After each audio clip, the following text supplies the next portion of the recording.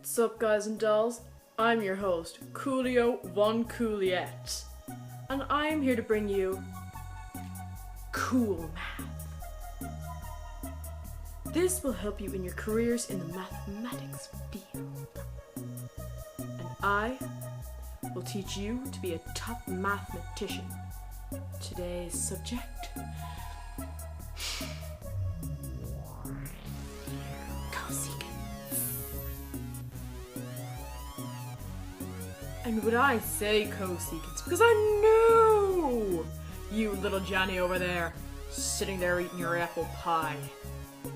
You were thinking, oh, maybe it's cosecants?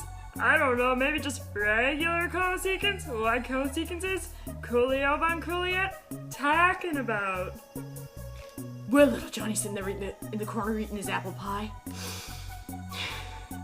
Talking about graphing the function of cosecant. So, before you get started on actually graphing a cosecant, you need to know how to do a sine graph. Now, you probably already learned your sine graph, so it mustn't be very difficult for you to learn. But as a quick review, you need to know your asymptotes, and your asymptotes are where the graph will go up or down to. At this rate, you should all know about the period, which is essentially where the graph will end. In most cases it does, so yeah. Anyway, for to solve your period right here, in case if you didn't know, it's 2 pi over b, and you see that on the equation over there? That's where you get the b from. B can be any number, of course, so yeah, don't stress. And here are your equations. Y equals a times sine times b and x. Or, in another case, it's d plus a sine multiplied by bx minus c. The c in an equation can cause a horizontal shift, and the d in an equation can cause a vertical shift. Now, I will show you some examples. So we're going to start doing a sine equation just to get you started. In the equation I have right down here is y equals 2 sine multiplied by 2x. The a is 2, therefore the absolute value of 2 is 2. B is also 2. Note that it is beside the x, that's where normally the b would be, and yeah, not even normally, just always there. I don't even tell you different, girl. The period, which I'm going to explain how to do right now, is pi. So, here we go. Okay. So, since the b is 2, okay, see that right there? Yeah. So you stick the 2 under 2 pi, and that would equal 1. Therefore, well, obviously 1 pi would equal 1 pi. Therefore, of course, that would translate into pi. So, I'm going to graph it. Now we're graphing our points. Our points you see right there in the bottom corner. Pi multiplied by 1/4 equals pi over 4. Pi multiplied by 1/2 is half of pi. Pi multiplied by 3/4 is 3 pi over 4. Now, we're gonna get to business. And we're gonna graph! Okay, so as our equation says, it's 2 sine multiplied by 2x. So, you go up.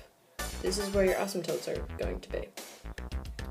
Now, in a sine equation, it is, and let me just make sure, up, down, down, up.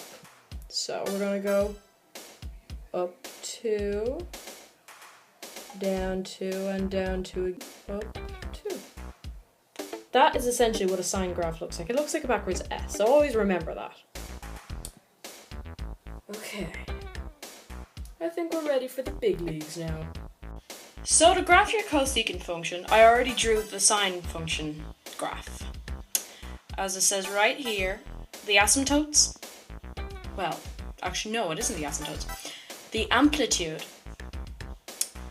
is 1. b equals 1, the period is 2 pi, and the points are pi over 2, pi, 3 pi over 2. So to do your cosecant equation, what you're going to do is put a little curve over the other peaks and valleys. Right here and right here.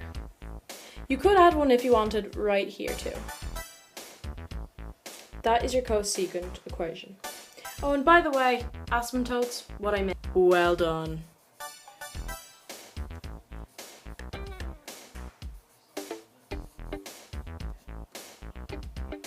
And let me change that one, just so I don't mess up with your brains.